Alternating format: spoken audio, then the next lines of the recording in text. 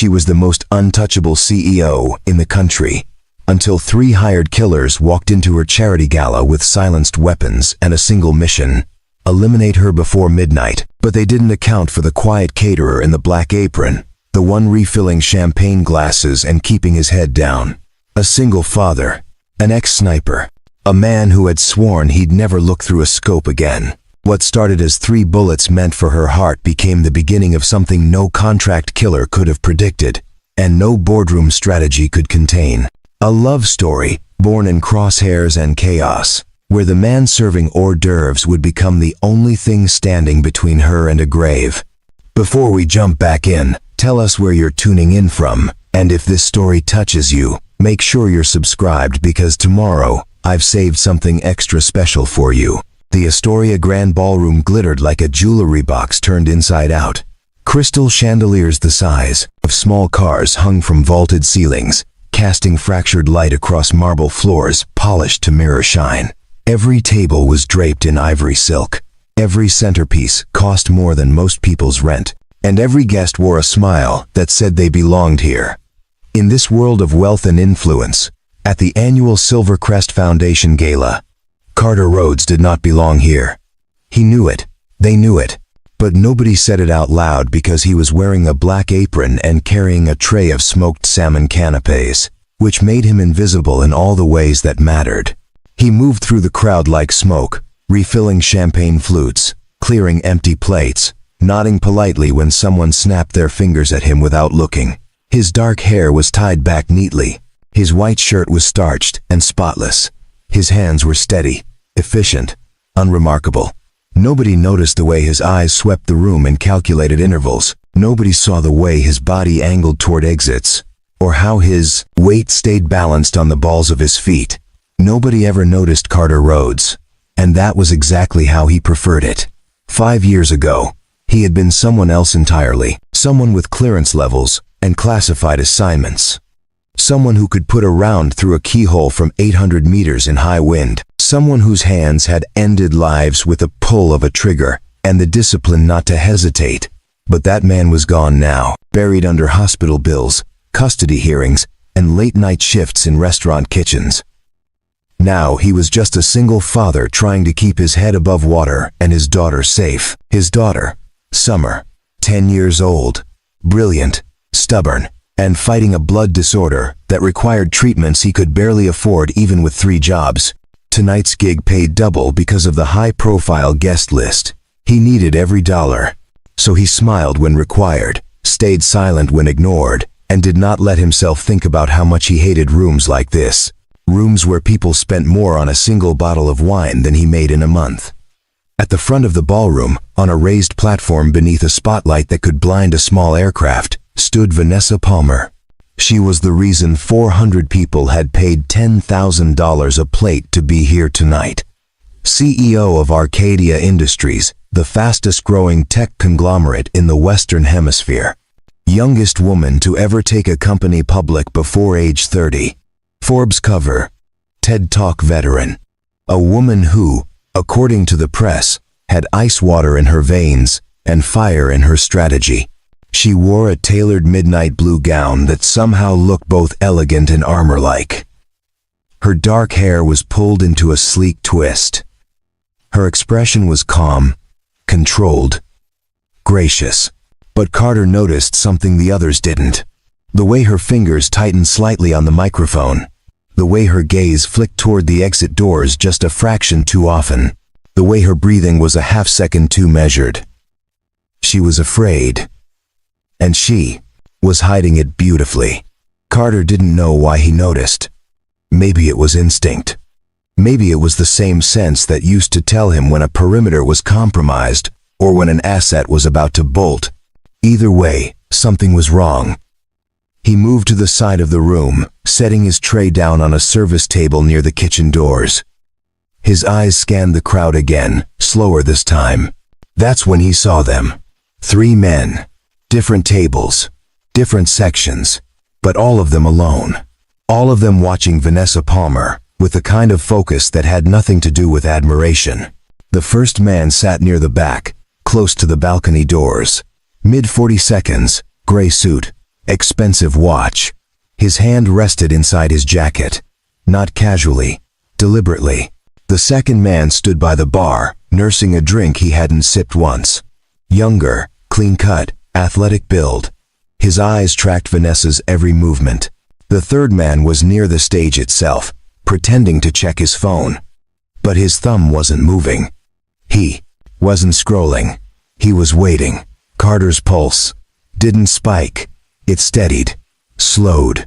The old rhythm, returning like muscle memory. He reached for his phone, opened the camera app, and zoomed in on the man by the balcony doors.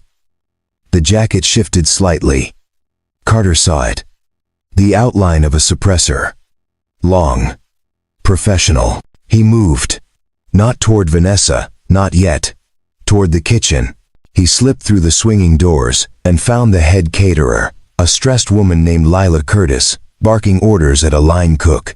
"I need your earpiece," Carter said quietly. Lila turned, annoyed. "What?" "No, I need it to coordinate." Carter stepped closer, his voice dropping. "There are 3 armed men in that ballroom, and in about 90 seconds, they're going to kill Vanessa Palmer unless you give me that earpiece, and trust me." Lila's face went pale. She looked at him, really looked at him, and saw something in his eyes that made her hand move to her ear without another word. She handed it over. Carter fitted it in, adjusted the frequency, and grabbed a wine bottle from the counter, not full, half empty, heavier. He walked back into the ballroom just as Vanessa finished her speech. Applause erupted. The 3 men moved simultaneously. The one by the balcony doors stood. The one at the bar set down his glass. The one near the stage reached into his jacket. Carter didn't run. Running would draw attention, cause panic, and get people killed. Instead, he walked with purpose, the wine bottle held loosely in his right hand. He angled toward the stage, weaving through tables, his eyes locked on the man closest to Vanessa. The man's hand emerged from his jacket. Black polymer, suppressor attached, aimed at Vanessa's center mass. Carter closed the distance in 4 strides. The man's finger moved to the trigger. Carter swung the wine bottle in a controlled arc. It connected with the man's wrist, a sharp crack that sent the gun clattering to the floor. Before anyone could scream, Carter drove his knee into the man's sternum and swept his legs. The man went down hard, gasping. Now people noticed. Shouts erupted. Vanessa turned, eyes wide. The second man by the bar drew his weapon. Carter didn't hesitate. He kicked the first man's gun across the floor, grabbed a serving tray from a nearby table, and hurled it like a discus. It hit the second man square in the face, buying Carter 2 seconds. He sprinted toward him, low and fast. The man recovered, swinging his gun toward the crowd. Carter tackled him into the bar. Glasses shattered. Bottles exploded. They hit the ground together, and Carter's training took over. Elbow to the jaw. Twist the wrist. Disarm, neutralize. The gun skittered away. The man didn't get up. The third man ran. Not toward Vanessa. Toward the balcony exit. Carter let him go. Priorities. He turned back to Vanessa. She stood frozen on the stage, surrounded by panicked guests, her face pale but her eyes sharp, calculating, locked on him.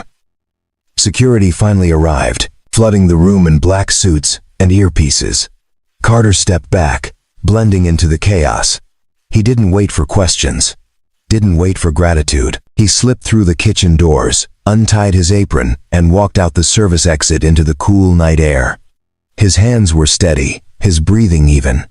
But his mind was racing, because for the first time in 5 years, Carter Rhodes had been seen. And that was dangerous.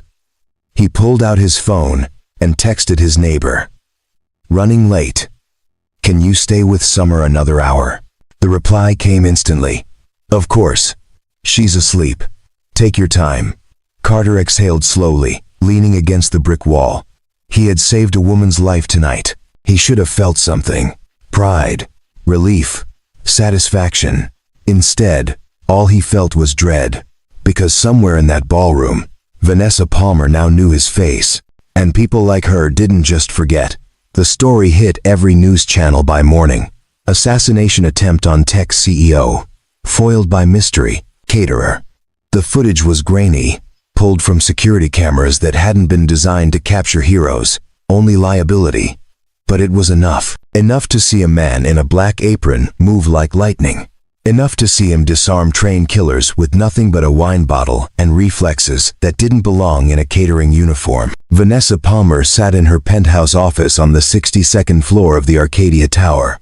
A glass and steel monument to ambition that pierced the skyline like a shard of ice. Below her, the city sprawled in every direction, small and manageable from this height. But up here, alone, she didn't feel powerful. She felt hunted. The three hitmen had been professionals, the kind you hired when failure wasn't an option.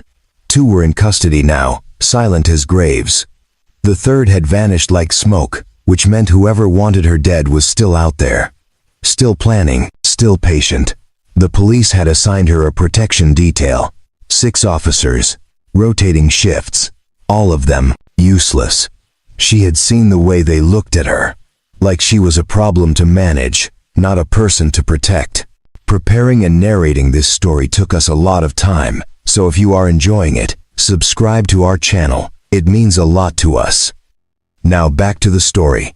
But the caterer, he had looked at her differently, not with awe, not with greed, with focus, with purpose. Like saving her life was simply the next logical step in a sequence only he could see. She needed to find him. Her head of security, a former FBI agent named Grayson Foster, entered without knocking. "We have a name," he said, dropping a file on her desk. Carter Rhodes, age 37, former Marine Corps sniper, honorably discharged 5 years ago. Current employment, freelance catering, overnight warehouse shifts, and weekend landscaping. Single father. 1 daughter, Summer Rhodes, age 10. Medical records indicate she has a chronic blood disorder requiring ongoing treatment. Vanessa opened the file. A photo stared back at her. Driver's license, unsmiling, unremarkable, but his eyes, they carried weight, the kind of weight that came from seeing too much and surviving it. "Where does he live?" she asked. Grayson hesitated. "Vanessa, I don't think this is a good idea. I didn't ask for your opinion. I asked for an address." He sighed. "Moonridge Apartments, Unit 14C. It's in the Northbridge district." She stood, grabbing her coat. "Have the car brought around? You're not seriously going there alone." She looked at him. "He saved my life. The least I can do is say thank you." Grayson didn't argue further. He knew better. The Northbridge district was not a place where CEOs went voluntarily. The buildings were squat and tired. Laundry hung from balconies. Graffiti decorated walls in colors that might have been art or anger, depending on who you asked. Vanessa's black sedan stood out like a tuxedo at a barbecue. She ignored the stairs and climbed the stairs to the 3rd floor. Unit 14C. The door was painted green once. Now it was mostly gray. She knocked. No answer. She knocked again. The door opened. Not all the way, just enough to reveal a young girl with wide brown eyes and a suspicious frown. "We don't want any," the girl said flatly. Vanessa blinked. "I'm not selling anything." "Then what do you want?" "I'm looking for Carter Rhodes." The girl's eyes narrowed. "Why?" Before Vanessa could answer, a voice called from inside. "Summer, who's at the door?" Carter appeared behind his daughter, wearing jeans and a faded gray shirt. His hair was still damp from a shower. When he saw Vanessa, he went very still. "Miss Palmer," he said carefully. "Mr. Rhodes," she replied. Summer looked between them, her frown deepening. "You know her?" Carter's jaw tightened. "Go finish your homework." "But Dad." "Now, sweetheart." Summer huffed but obeyed, retreating into the apartment with one last suspicious glance at Vanessa. Carter stepped into the hallway, pulling the door closed behind him. "You shouldn't be here," he said quietly. "I came to thank you. You don't owe me anything. You saved my life." He looked away. "I did what anyone would do." "No," Vanessa said firmly. You did what no one else could." They stood in silence for a moment, the fluorescent hallway light buzzing overhead. Finally, Carter spoke. "How did you find me?" "I have resources." "Then you know I'm nobody." "I know you're somebody who can disarm 3 professional killers without breaking a sweat." "That's not nobody." Carter met her eyes. "What do you want, Miss Palmer?" She hesitated, choosing her words carefully. "I want to know why you walked away." "Because I don't belong in your world. You belonged there more than anyone else in that room." He shook his head. "I have a daughter to think about. I can't afford attention. I can't afford questions. I just need to keep my head down and take care of her." Vanessa glanced at the closed door. "Summer." "Yes." "She's sick." Carter's expression hardened. "That's none of your concern. It is if you're working 3 jobs to pay for treatment." His silence was answer enough. Vanessa reached into her coat and pulled out an envelope. She held it out. Carter didn't take it. "What is that?" he asked. "A thank you." "I don't want your money. It's not charity. It's gratitude." "I don't want your gratitude either." She lowered the envelope but didn't put it away. "Then what do you want?"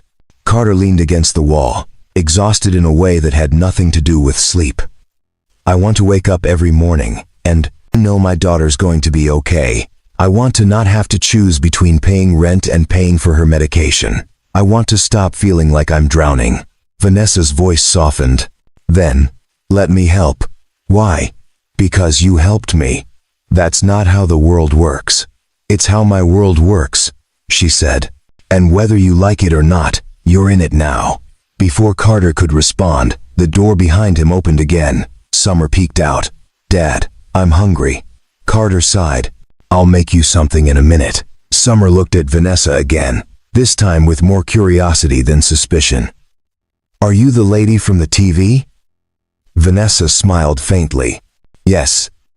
"You're prettier in person." Carter groaned. "Summer." "What?" "She is." Vanessa laughed, a real laugh. "Not the polished corporate kind." "Thank you." Summer studied her.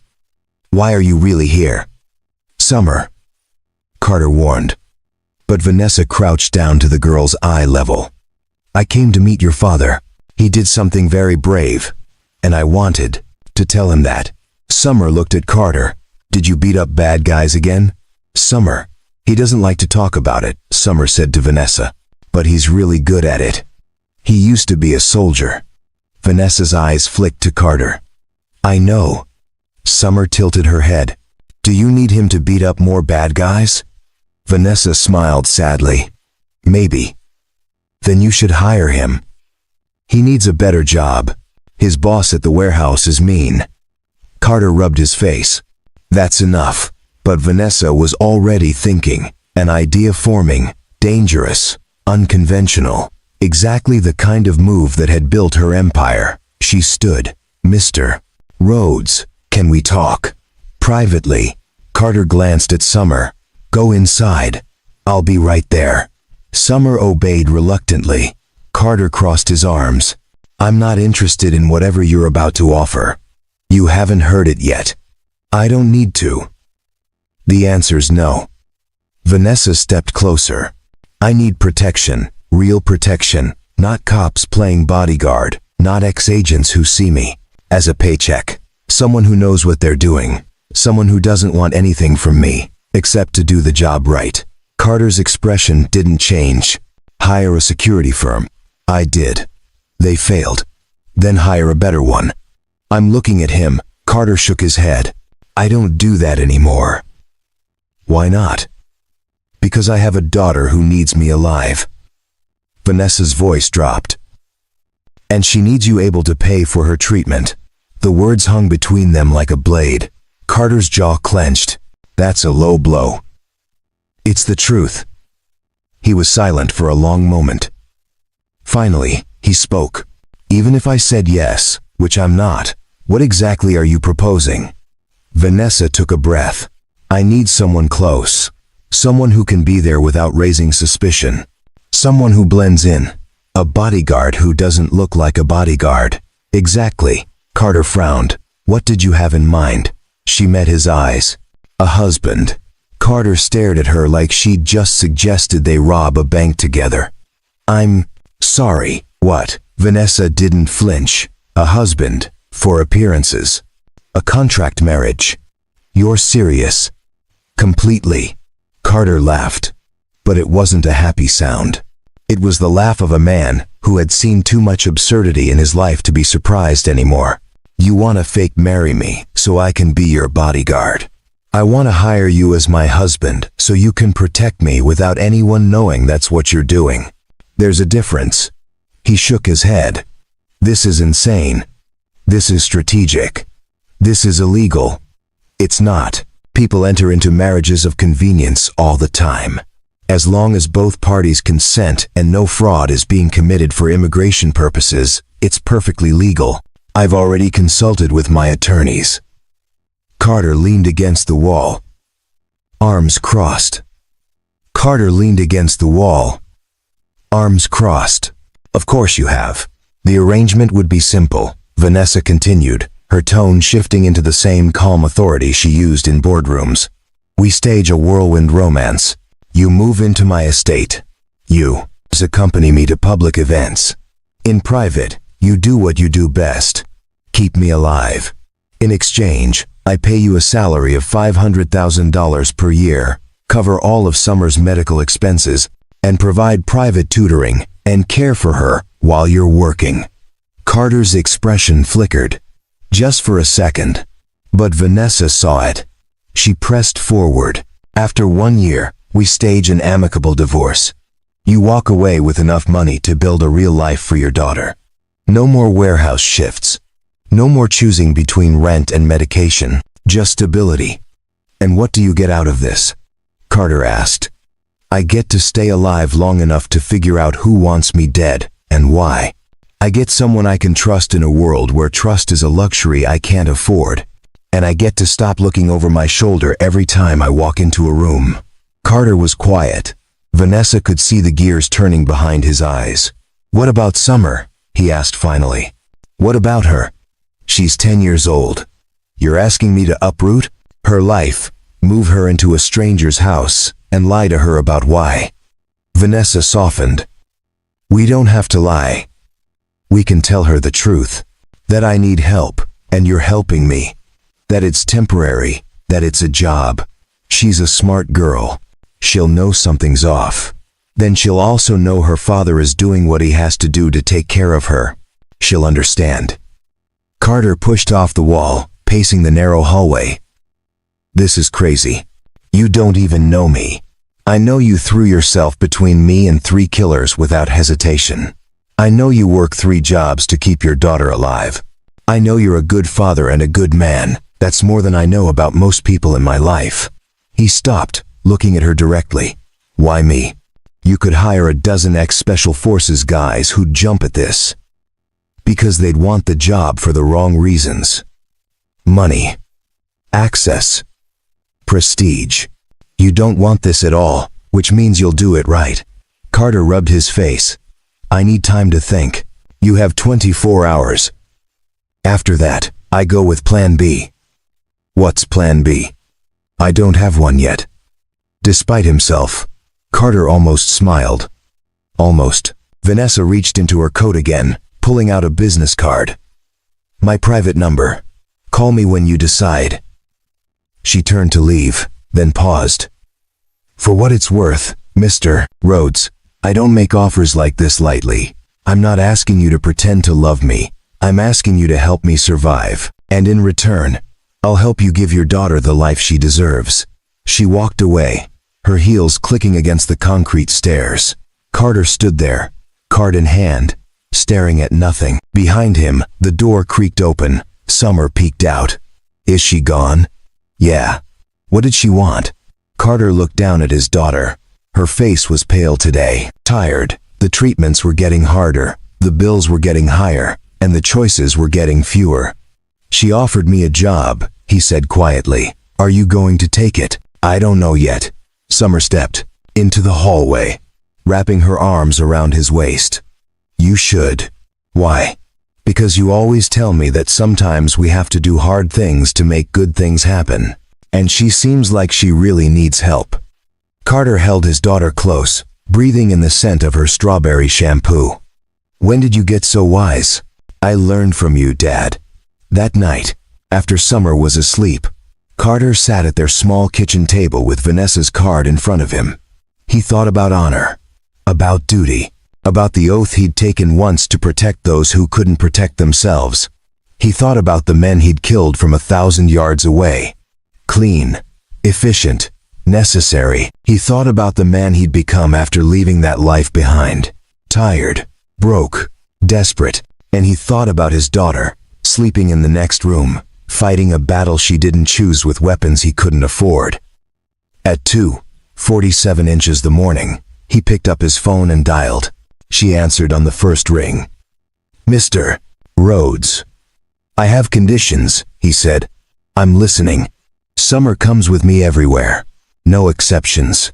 If you're at an event and she can't be there, I'm not there either. Agreed.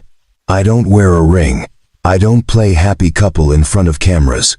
I'll stand next to you. I'll keep you safe, but I'm not an actor. Understood. And if at any point I think this is putting my daughter in danger, I walk. No arguments, no negotiations. Fair enough. Carter took a breath. One more thing. Yes. Why do you really need this? You have money. You have power. You could disappear tomorrow and start over somewhere safe. So why stay? Why fight? There was a long pause. When Vanessa spoke again, her voice was different, quieter, more human. Because if I run, they win. Whoever they are, whatever they want, they win. And I've spent my entire life refusing to let anyone make me smaller than I am. I'm not about to start now. Carter nodded, even though she couldn't see it. Okay. Okay. I'll do it. 1 year. For Summer. Thank you, Mr. Rhodes. Call me Carter. Then call me Vanessa. One more thing, Vanessa. Yes? If this goes sideways, if your enemies come after my daughter because of this, I will end them. Do you understand? I will end them in ways that won't make the news because there won't be anything left to report. Vanessa didn't hesitate. I would expect nothing less. They hung up. Carter sat in the dark for a long time, wondering if he'd just made the best decision of his life or the worst. In her penthouse, Vanessa stood by the window, looking out at the city that had tried to kill her. She pressed her palm against the cold glass. Let them come, she whispered. Because now, she had something they didn't expect. A weapon they'd never see coming. A man who'd already lost everything once and refused to lose it again. The game had changed, and Vanessa Palmer always played to win. The iron gates of Whitestone Estate opened with a whisper that felt like a judgment. Carter gripped the steering wheel of his 15-year-old pickup truck, its engine rattling like loose change in a tin can, and tried not to think about how much the security camera at the entrance probably cost compared to his entire vehicle. Summer sat in the passenger seat, nose pressed against the window, eyes wide. Dad, this place has a fountain. I see it. A fountain with statues. Yep. Is that a peacock? Carter glanced over. Sure enough, a peacock strutted across the manicured lawn like it owned the place. Which, in a way, it probably did. Looks like it. Summer turned to him, her face a mixture of wonder and worry. Are we really going to live here? For a while. How long? A year. Maybe less. She was quiet for a moment, then, is this because of my treatments? Carter pulled the truck to a stop in front of the main house, a 3-story limestone mansion that looked like it had been airlifted from a European countryside. This is because I got a good job. A job that's going to help us. That's all you need to know. Summer studied his face with the uncomfortable precision of someone who'd spent too much time in hospitals learning to read what adults weren't saying. You don't have to lie to protect me, Dad. I'm not a baby. I'm not lying. I'm just not telling you everything. What's the difference? About 10 years of life experience.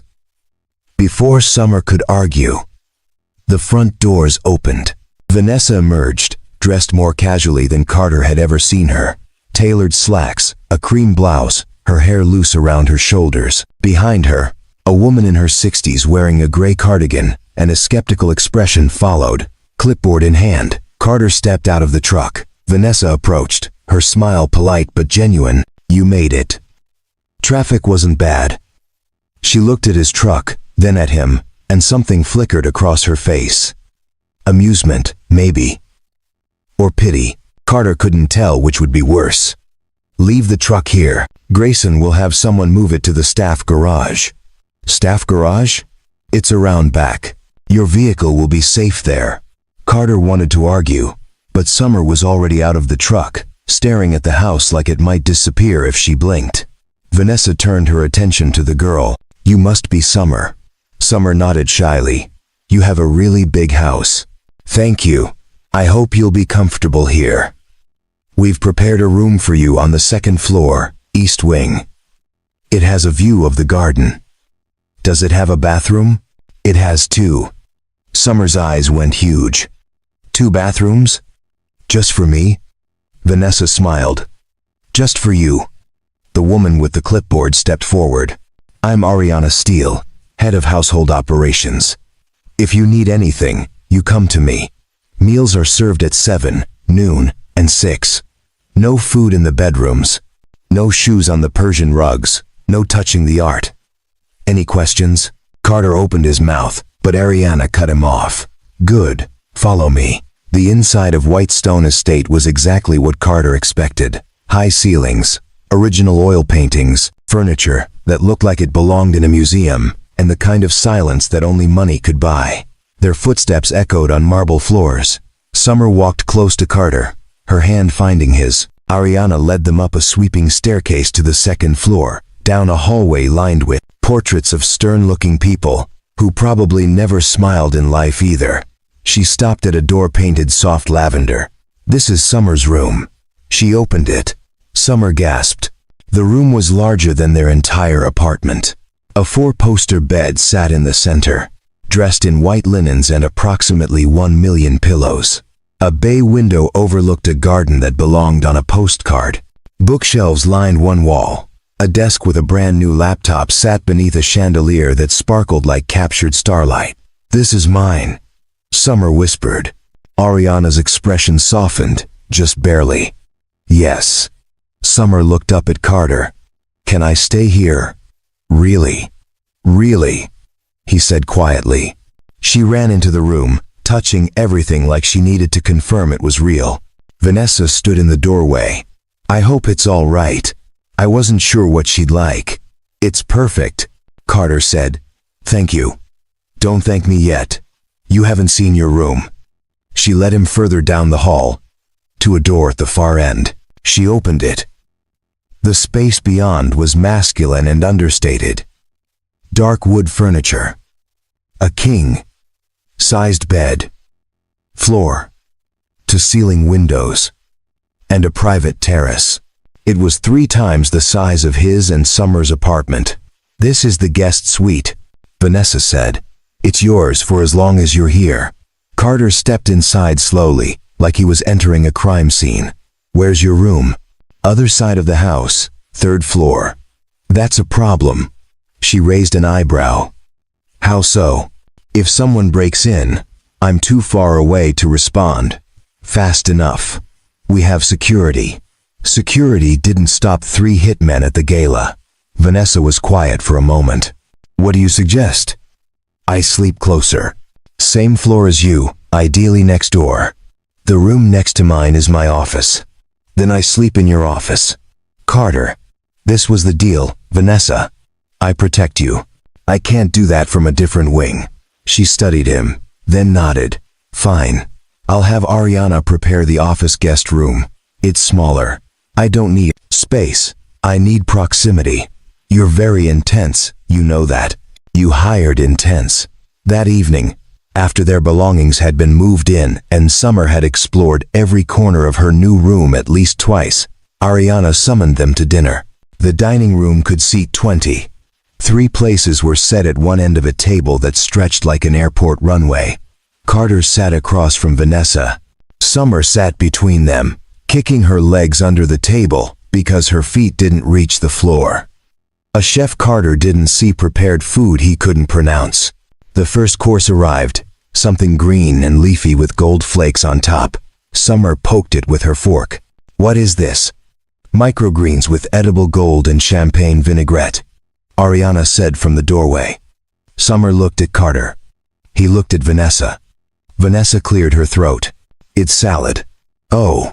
Summer took a tiny bite, chewed thoughtfully, then whispered, "It tastes like expensive grass." Carter choked on his water. Vanessa tried very hard not to laugh. Ariana's expression suggested this household was doomed. The rest of dinner was a study in awkward silence. Vanessa asked polite questions about Summer's favorite subjects in school. Summer answered between bites of food she was clearly too intimidated to admit she didn't like. Carter said almost nothing, his eyes constantly scanning the room, the windows, the doors. After dessert, a chocolate thing that looked like architecture, Summer excused herself to take a bath in one of her 2 bathrooms. Carter and Vanessa were left alone. "She's charming," Vanessa said. "She's overwhelmed." "So are you." Carter leaned back in his chair. "I don't belong here." "You keep saying that." "Because it keeps being true." Vanessa set down her wine glass. "You belong wherever you decide to be. That's how belonging works. Easy to say when you were born into this." Her expression hardened. "I wasn't." Carter blinked. "What?"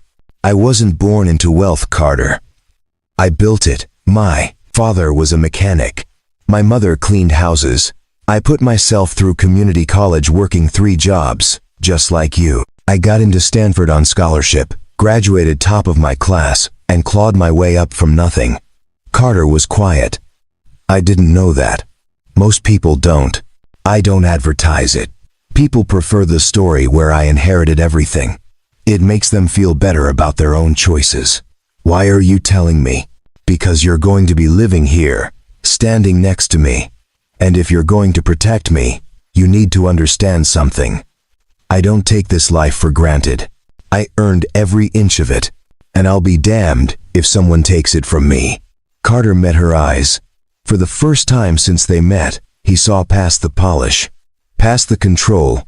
He saw the fighter underneath.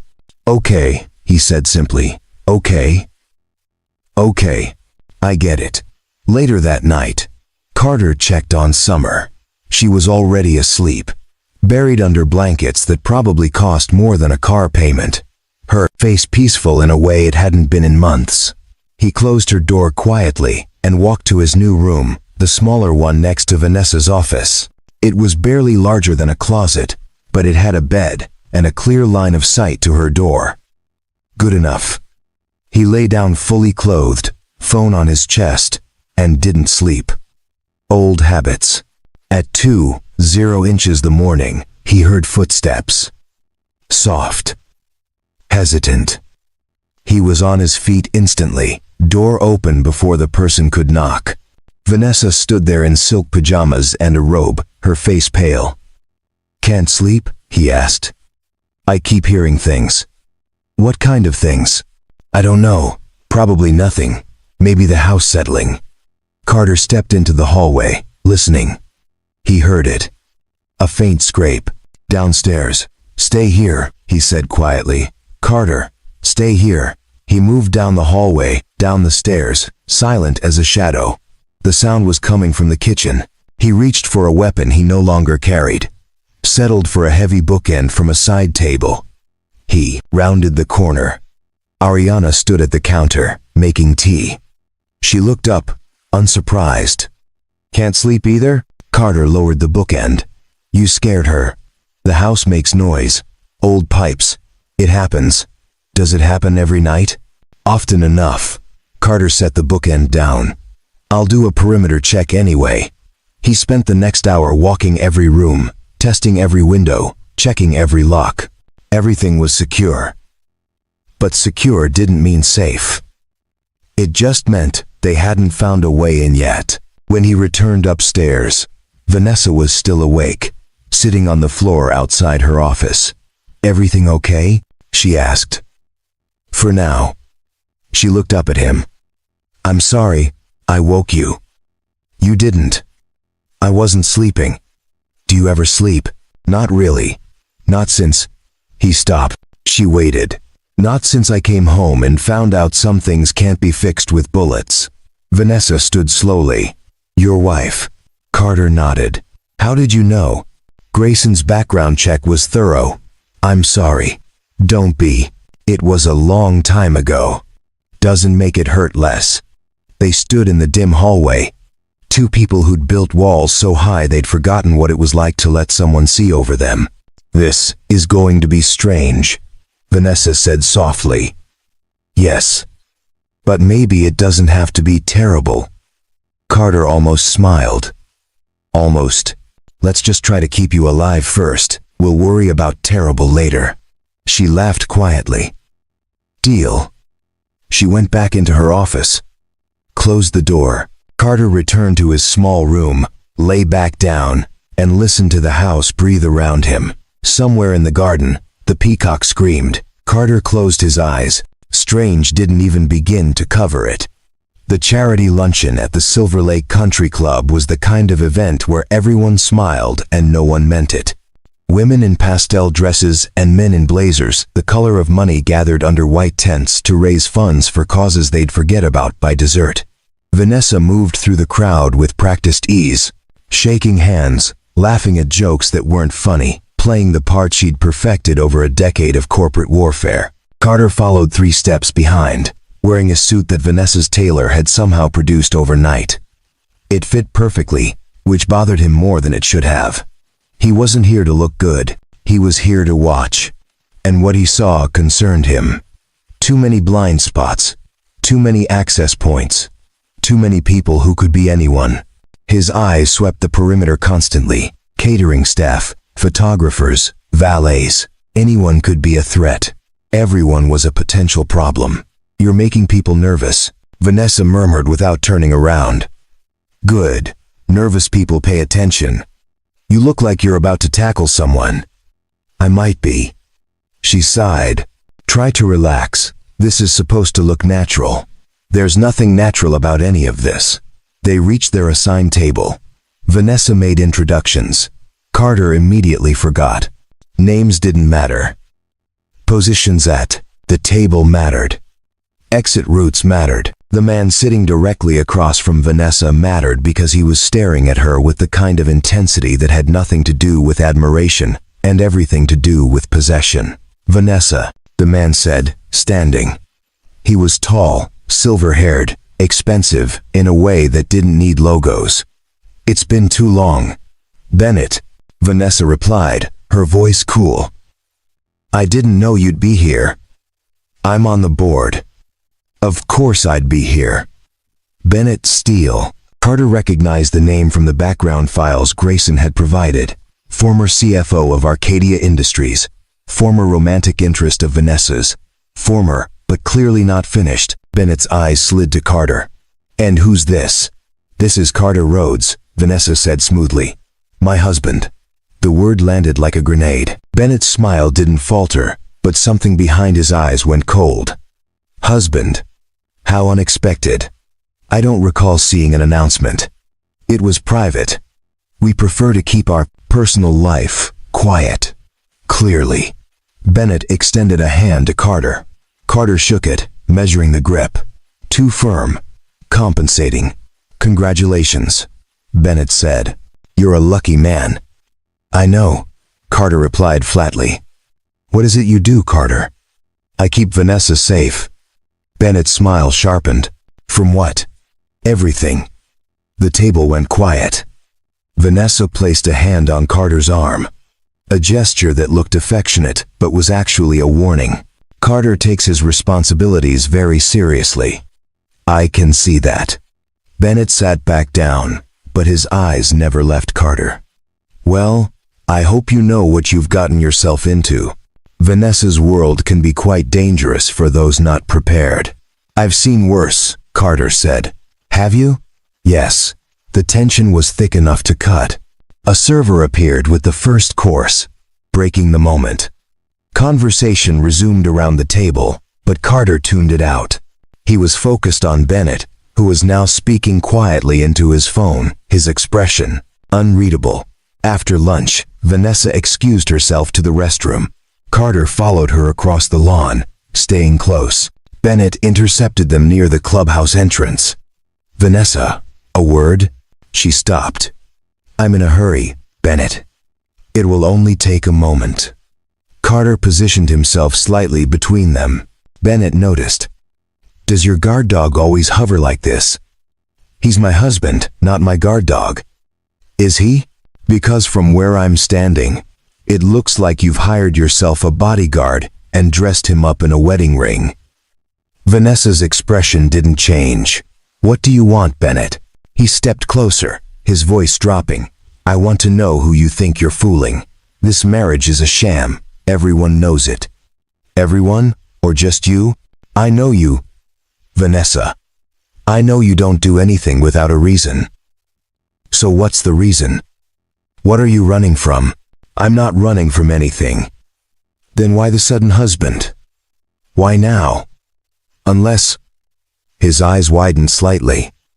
"The attempt on your life. You're scared." Carter's hand moved to Vanessa's elbow, gentle but firm. "We're done here." Bennett ignored him, still focused on Vanessa. "You should have come to me. I could have protected you. Instead, you bring in this stranger, this nobody." "Careful," Carter said quietly. Bennett finally looked at him. "Or what? Or I'll forget I'm supposed to be polite." "Is that a threat?" "It's a promise." For a moment, the two men stood facing each other, the air between them crackling. Then Bennett smiled, but it was the smile of a predator that had just decided to wait. "Enjoy your honeymoon phase," he said to Vanessa. "It won't last." He walked away. Vanessa exhaled slowly. "That went well. He knows." Of course he knows. Bennett's not stupid. He's also not done. Carter watched Bennett disappear into the clubhouse. "He's going to be a problem.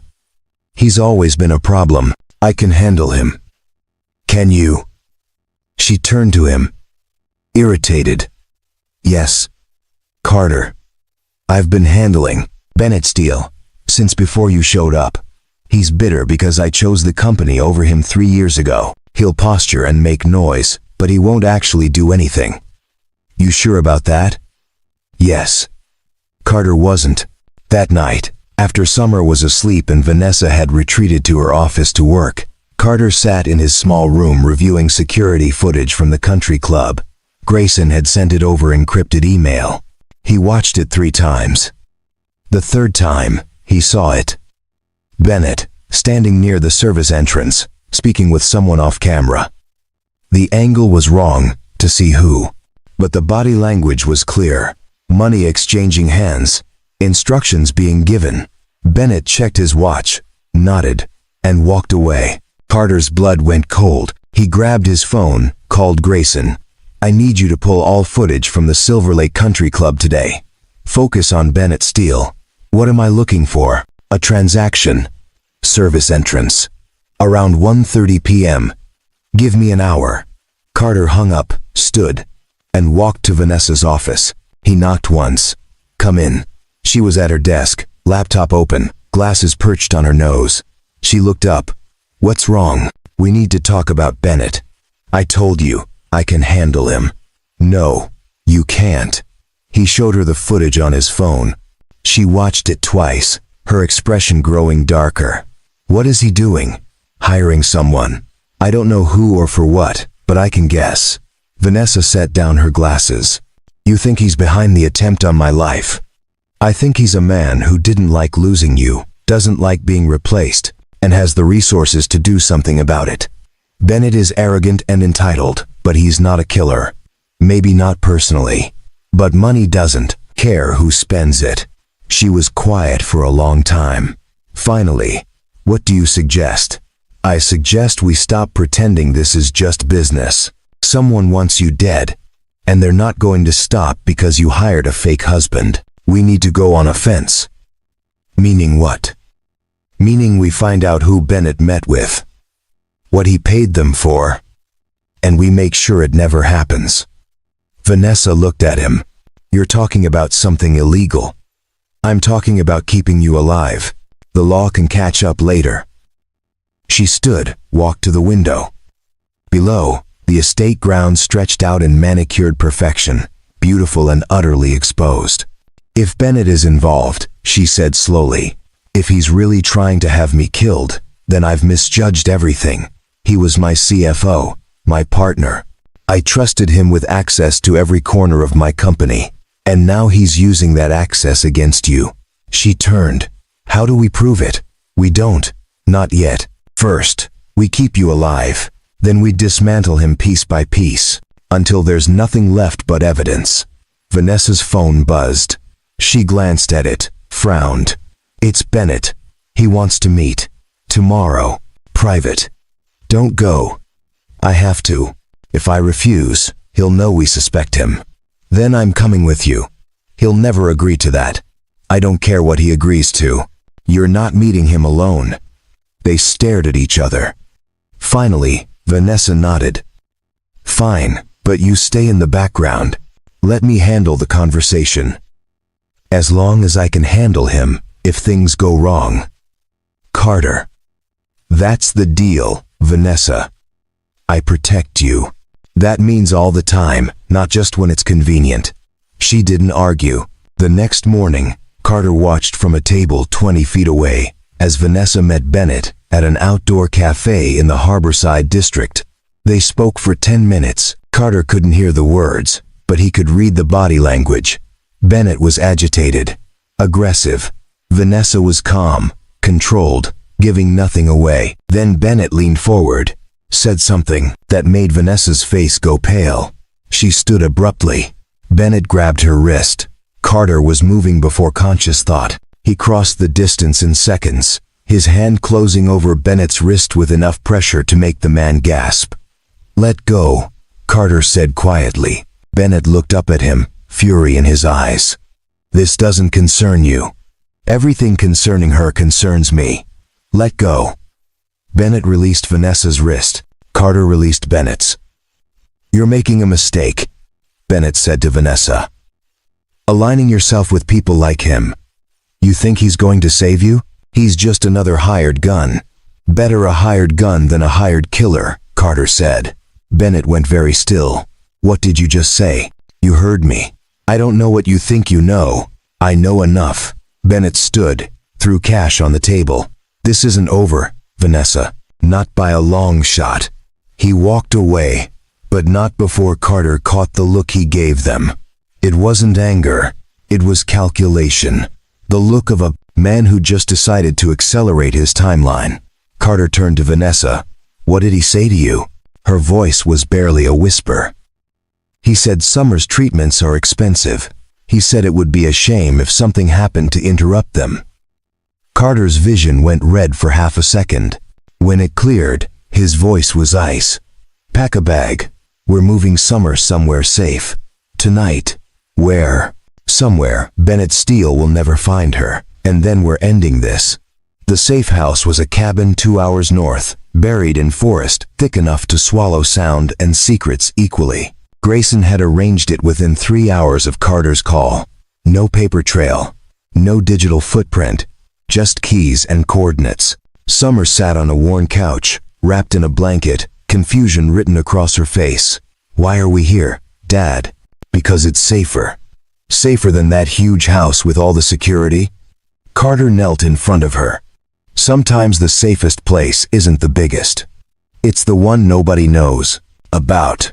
A woman emerged from the kitchen, older, severe-looking, with steel-gray hair pulled into a tight bun. She wore practical clothes and moved with military precision. "I'm Edith Walsh," she said to Summer. "I'll be staying with you while your father works." Summer looked at Carter. "You're leaving?" "Just during the day. I'll be back every night." "Promise?" "Promise." Edith's voice softened slightly. "I make excellent pancakes. And I have a collection of old mystery novels. Do you like mysteries?" Summer nodded slowly. "Good. Then we'll get along fine." On the drive back to the city, Vanessa sat in the passenger seat, silent. Finally, she spoke. Thank you for protecting her. It's what you're paying me for. No, this is more than that. Bennett threatened her to get to me. That makes it personal. Carter's hands tightened on the wheel. Yes, it does. They arrived at Whitestone Estate near midnight. The house was dark, except for a single light in the library. Ariana met them at the door. You have a visitor, she said, her tone disapproving. Who? Vanessa asked. She said her name is Scylla Harmon. She said it's urgent. She's been waiting for 3 hours. Vanessa and Carter exchanged a glance. The name meant nothing to Carter, but Vanessa's face had gone pale. Where is she? Library. The woman in the library was ancient, a word Carter didn't use lightly. She sat in a high-backed chair like a queen on a throne, her white hair cascading over her shoulders, her dark eyes sharp despite the wrinkles that mapped her face like topography. She wore layers of black lace and held a carved wooden cane across her lap. Vanessa, the woman said, her voice surprisingly strong. It's been too long. And Scylla, Vanessa replied, her tone carefully neutral. I didn't know you were in the country. I wasn't. Then I heard someone tried to kill you, and I decided it was time to come home. Scylla's eyes moved to Carter. And you must be the mysterious husband. Carter Rhodes. Sit, both of you. We have much to discuss, and I'm too old to waste time on pleasantries. Saturday Scylla studied them for a long moment. This marriage is fake. Of course, Vanessa stiffened. And Scylla. Don't insult me with denials. I've lived long enough to know the difference between love and strategy. The question is, why? Why this particular strategy? Carter spoke. Someone wants her dead. I'm here to prevent that. How direct? I like you already. Scylla turned to Vanessa. Have you told him? Told me what? Carter asked. Vanessa looked away. And Scylla, this isn't the time. When is the time? When you're in the ground. When he can't protect you because he doesn't know what he's protecting you from. What are you talking about? Carter demanded. Scylla leaned forward. Your wife, Mr. Rhodes, is not just a CEO. She's an heiress to something far older and far more dangerous than a technology company. Aunt Scylla, please. Her great-grandfather built an empire, yes. But he built it on foundations that weren't entirely legal. Foundations involving people who don't forget debts, people who don't forgive slights. Carter looked at Vanessa. Is this true? Vanessa's voice was barely audible. My great-grandfather, Theodore Harmon, started as a bootlegger during Prohibition. He made connections with organized crime families to move product. When Prohibition ended, he went legitimate, but the connections remained. Favors were owed, debts were called in. By the time my father inherited the business, it was clean. Mostly, Carter repeated. There are still threads, Scylla said. Still, people who believe the Harmon family owes them. Still accounts that were never settled. And someone's collecting, Carter said. Scylla nodded. Bennett Steele discovered this 3 years ago. He found documents, old ledgers, records my grandfather thought were destroyed. He's been using them as leverage ever since. Vanessa's hands were shaking. I didn't want anyone to know. I've spent my entire career trying to distance myself from that legacy. Trying to build something clean. Something mine. And Bennett's been bleeding you dry quietly, Carter said. Not money, influence, access. He's been positioning himself to take over, piece by piece, using your family's past as blackmail. Vanessa nodded. When I refused to marry him, when I made it clear he'd never control Arcadia, he threatened to go public. That's when the threats on my life started. Carter stood, pacing. So Bennett's not just a jealous ex. He's a blackmailer who's decided that if he can't have your company one way, he'll take it another. By eliminating me, Vanessa said quietly. With my death, the company would go into chaos. The board would scramble for control. Bennett could position himself as the steady hand, the obvious choice to take over. And the family secrets would die with you, Scylla added. No one left it to Bennett placed. Bennett could position himself as the steady hand, contradict whatever story he decides to tell. Carter turned to them. Where are these documents? The ones Bennett found? I don't know, Vanessa admitted. He's never shown them to me directly. Just hints. References. Enough to prove he has them. Then we find them, Carter said. We find them, we destroy them, and we destroy Bennett's leverage. Scylla smiled. I knew I liked you. You think like a soldier. I am a soldier. No, Scylla corrected. You were a soldier. Now you're something more dangerous, a soldier with something to lose. She stood, leaning heavily on her cane. I have copies. Of everything. Theodore was my father. I know where all the bodies are buried, literally and figuratively. She moved to the bookshelf, pressed something that made a section swing open.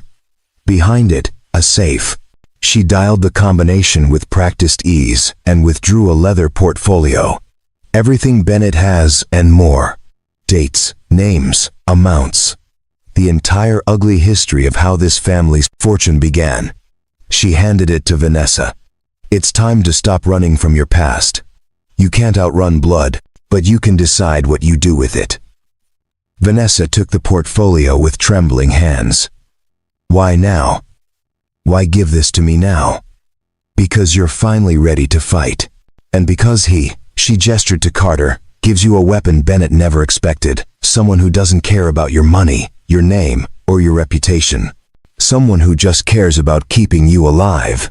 Carter met Scylla's eyes. That's all that matters. Then use these documents wisely. Expose Bennett before he exposes you. Strike first. Strike hard. And leave nothing for him to use against you. She moved toward the door, then paused. One more thing, Mr. Rhodes.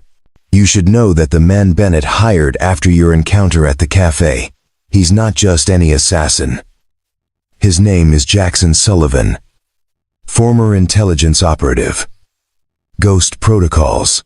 If he's coming for Vanessa, you need to be ready for someone who thinks exactly like you do. The door closed behind her, leaving Carter and Vanessa alone with the weight of revelations that changed everything. Vanessa opened the portfolio, her hands still shaking. Inside, decades of secrets stared back at them. I'm sorry, she whispered.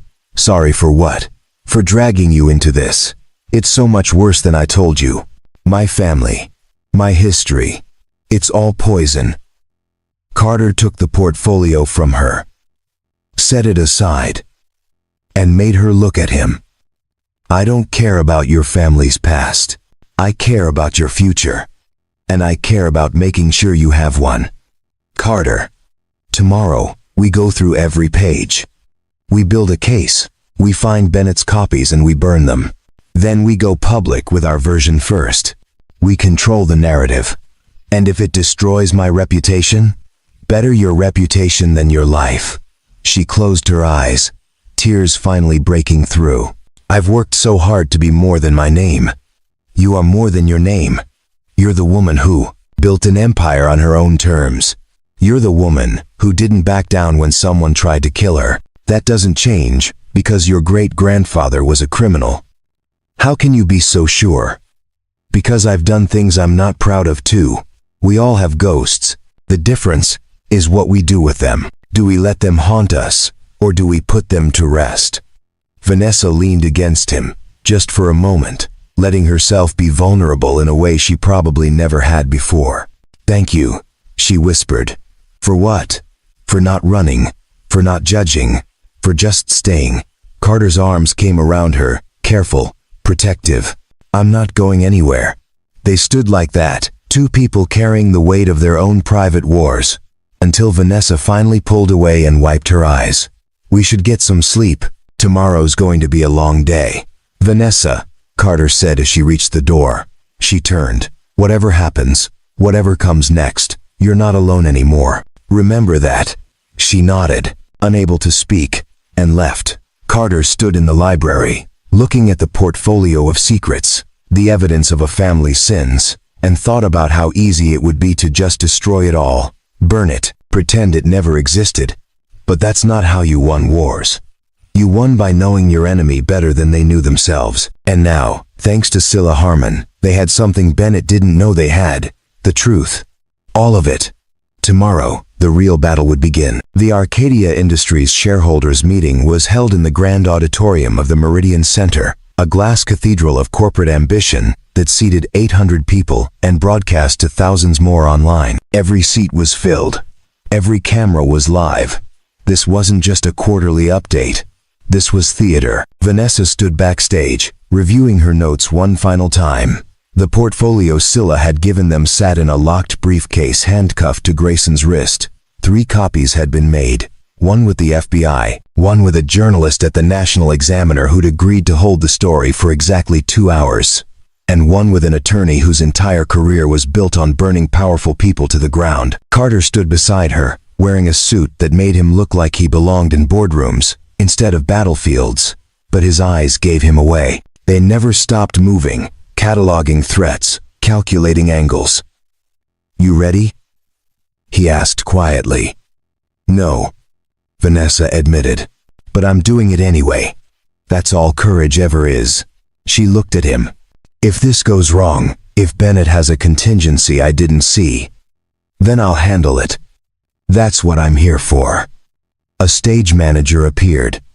"Miss Palmer, you're on in 2 minutes." Vanessa nodded, smoothed her jacket, and walked toward the stage entrance. Carter followed 3 steps behind, his hand resting near the concealed firearm Grayson had reluctantly approved after extensive documentation and permits. The auditorium went dark. A spotlight hit the stage. Vanessa walked out to polite applause, her heels clicking against polished wood. She took her place behind the podium, adjusted the microphone, and began. "Good afternoon. Thank you all for coming. Today's meeting will be different from our usual quarterly reports. Today, we're going to talk about truth, legacy, and accountability." In the 3rd row, Bennett Steele sat perfectly still, his expression unreadable, but his hands gripped the armrests just a little too tightly. Vanessa continued, "My great-grandfather, Theodore Harmon, built the foundation of what would eventually become Arcadia Industries. The official story is that he was a visionary entrepreneur. The real story is more complicated. He was a bootlegger during Prohibition. He made deals with organized crime. He built wealth on illegal foundations." Murmurs rippled through the audience. Cameras zoomed in. Bennett's face had gone carefully blank. "I learned about this legacy 3 years ago when documents surfaced proving these connections. Documents that someone has been using to blackmail me, to manipulate this company, and ultimately to orchestrate attempts on my life." The murmurs turned to gasps. Vanessa clicked a remote. Behind her, the screen lit up with scanned images of old ledgers, photographs of her great-grandfather with known criminals, bank records showing payments to violent enforcers. "This is my family's past. I'm not proud of it, but I'm not hiding from it anymore, because hiding from it gave power to someone who's been using it to destroy everything I've built." She clicked again. New images appeared. Modern documents, bank transfers, emails, all with Bennett Steele's name attached. For 3 years, Bennett Steele, my former CFO and former romantic partner, has held these documents over my head. He demanded influence. He demanded access. When I refused to give him control of this company, he threatened to go public. When I still refused, he escalated to violence. Bennett stood abruptly. "This is absurd. You can't prove any of this, can't I?" Vanessa clicked again. Footage from the Silver Lake Country Club appeared, showing Bennett exchanging money with a man whose face was now clearly visible. "This is Jackson Sullivan, a known contract operative with connections to 3 unsolved corporate assassinations. You met with him the day after I married Carter. You paid him $50,000 in cash. Would you like to explain what that was for?" The auditorium erupted. Security moved toward Bennett, who was already backing toward the exit. But Carter was faster. He stepped out from backstage, blocking the aisle. Bennett saw him and stopped. "You have no authority here," Bennett hissed. "I have enough," Carter replied. From the back of the auditorium, 2 FBI agents appeared. "Bennett Steele, we need you to come with us for questioning regarding conspiracy to commit murder and extortion." Bennett's face transformed from fury to panic in seconds. "This is a setup. She's manipulating you. Those documents are fake." "They're not," said a voice from the side entrance. Scylla Harmon walked in, leaning on her cane, looking every bit the matriarch she was. "I authenticated them personally. Every signature, every transaction. All real, all documented, and all provided to federal authorities this morning." Bennett looked at Vanessa, at Carter, at the cameras broadcasting his downfall in real time. "You'll regret this. All of you. When the truth about your family comes out, it already has," Vanessa said calmly. "I just told it. On my terms. With full transparency. That's the difference between you and me, Bennett. I'm not afraid of my past. You're terrified of your present." The FBI agents took Bennett by the arms. He didn't resist, but his eyes promised retribution even as they led him away. The auditorium was chaos. Journalists shouting questions. Shareholders demanding answers. Board members conferring in panicked clusters. Vanessa raised her hand, and slowly, impossibly, the room quieted. "I know this is shocking. I know you have questions, but I want to be clear. Arcadia Industries is not my great-grandfather's company. It's not built on his methods or his morals. It's built on innovation, on integrity, and on a commitment to doing better than the generation before us. I've spent my career proving that your past doesn't define your future. Today, I'm asking you to let me continue proving it." The silence stretched. Then, from the front row, an older woman stood, one of the founding shareholders, a woman who'd been with the company for 40 years. She began to clap, slowly at first, then louder. Others joined. Not everyone, not even most, but enough. Vanessa stepped away from the podium, her legs shaking. Adrenaline finally catching up with her. Carter met her at the stage stairs. "You did it," he said quietly. "Did I? Or did I just destroy everything? You took control. That's what matters." Backstage, Grayson was on 3 phones simultaneously, coordinating with legal, with PR, with security. He covered one receiver. FBI wants a full statement. Press wants an exclusive. The board wants an emergency session. "Tell them all I'll comply," Vanessa said. "But not today. Today, I'm going home." She walked out the back exit with Carter beside her, Grayson running interference with the journalists who'd staked out every door. The car was waiting, engine running. They climbed in. The doors closed, muffling the chaos outside. Vanessa leaned her head back, closing her eyes. "My great-grandfather would have hated this." "Your great-grandfather was a criminal," Carter said. "Yes. But he was also careful. Strategic. He never would have gambled everything on one public moment. You're not him." She opened her eyes. "No, I'm not." They drove in silence until they were clear of downtown. Then Vanessa's phone buzzed. A text from an unknown number. She opened it, read it, and went very pale. "What?" Carter asked. She handed him the phone. The message was simple. "You think you've won. You haven't." Sullivan wasn't working alone. "Sleep well, Mrs. Rhodes."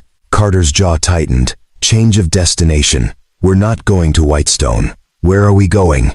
"Somewhere Bennett Steele doesn't know about. Somewhere whoever sent that text can't find us." He leaned forward, gave the driver new coordinates. Vanessa didn't argue, because the truth they'd just unleashed had consequences. And not all of them could be controlled with evidence and cameras. Some could only be stopped with bullets. That night, In a secure apartment Grayson maintained for exactly these situations, Carter stood watch while Vanessa finally slept. His phone buzzed. A message from Edith at the safe house. Summer, asking for you. She's okay but worried. He typed back. Tell her I'll call in the morning. Keep her inside. Trust no one. The response came immediately. Understood. Carter looked out the window at the city below. Lights spreading in every direction like a circuit board, and wondered which of those lights belonged to the person who'd sent that text. Which one belonged to the assassin who was still out there, still hunting, still patient. Tomorrow, they'd regroup. Tomorrow, they'd plan the next move. But tonight, all Carter could do was stand between Vanessa and the darkness, and refuse to blink. Because the public war was over, but the private one had just begun. The warehouse fire started at 3:47 inches the morning. Carter was awake when the alarm on his phone screamed a warning he'd set up through Grayson's security network. Motion detected at Whitestone Estate. Unauthorized entry. Multiple points of breach. He was moving before conscious thought, grabbing his weapon, shaking Vanessa awake. Get dressed, now, removing. She bolted upright, instantly alert. What happened? Someone hit the estate. If they're smart enough to find it, they're smart enough to find this place. We have 60 seconds. They were out the door in 45. No time to pack, no time to think, just move. The car Grayson had left them was armored, a black sedan with bulletproof glass, and an engine that could outrun most problems. Carter drove. Vanessa pulled up security feeds on her phone, watching in real time as masked figures moved through her home. They're not stealing anything, she said, voice tight. They're planting something. Carter glanced at the screen. She was right. The figures were placing small devices throughout the house. Explosives or surveillance. Does it matter? Yes. His phone rang. Grayson, talk to me. Carter answered. Sullivan's not working alone. We identified 2 other operatives from traffic cam footage near the estate. Former military, both of them. Demolitions, experts. Carter, they're not there to watch. They're there to send a message. How long until detonation? If they're smart, they'll wait until you return. If they're impatient, could be any time. Carter's mind raced. Where's the nearest safe location? FBI field office is 12 minutes south. I can have agents meet you. No, too exposed. They'll be watching federal buildings. Then where? Carter made a decision. The cabin. Where Summer is. If they know about Whitestone, they might know about there too. We consolidate, we protect what matters, and we make them come to us on ground we choose. That's suicide. That's strategy. Set it up. He hung up. Vanessa stared at him. You want to use my daughter as bait? I want to protect her and you in the same location with sightlines I control and exits I've already mapped. That's not bait. That's fortress. And if you're wrong, then I'll die making sure you don't. The words hung between them, stark and honest. Vanessa looked away. I never wanted this. I know. I never wanted Summer in danger because of me. She's not in danger because of you. She's in danger because evil men make evil choices. You didn't make them. They did. They drove north. The city, falling away behind them, replaced by forest and darkness. The cabin appeared like a memory, lights on in the windows, smoke curling from the chimney. Edith met them at the door, rifle in hand. I saw you coming. Summer's asleep upstairs. Keep her there, Carter said. We're about to have company. How many? 3, maybe more. Edith nodded once. I'll take the upstairs windows. You take ground level. You've done this before, Carter observed. 20 years with the State Department's Diplomatic Security Service. I'm retired, not dead. Carter almost smiled. He turned to Vanessa. Basement. There's a safe room Grayson had installed. Reinforced walls, separate ventilation, satellite phone. You go there, you lock the door, and you don't come out until I come get you. Absolutely not. Vanessa. No. This is my fight. These are my enemies. I'm not hiding while you risk your life. You're the target. That makes you the liability. I'm also the only other person here who knows how to shoot, she said, pulling a compact handgun from her purse. Grandfather Theodore insisted. Just because he was a criminal doesn't mean he was stupid about safety. Carter looked at the weapon, then at her. You know how to use that. I hit what I aim at. Fine, you take the west windows. Don't shoot unless you have a clear target and I'm not in the line of fire. If things go wrong, you run for the safe room. No heroics. Agreed? Agreed. They took their positions. Edith upstairs with a hunting rifle and night vision scope. Carter at the front entrance with his service weapon and a backup he'd retrieved from a hidden compartment in the car. Vanessa at the west window. Heart hammering. Hands surprisingly steady. The waiting was the worst part. Carter knew it would be. Waiting was when the mind invented horrors worse than reality. When doubt crept in. When the body betrayed you, with trembling and sweat. But his training held. Breathing slow.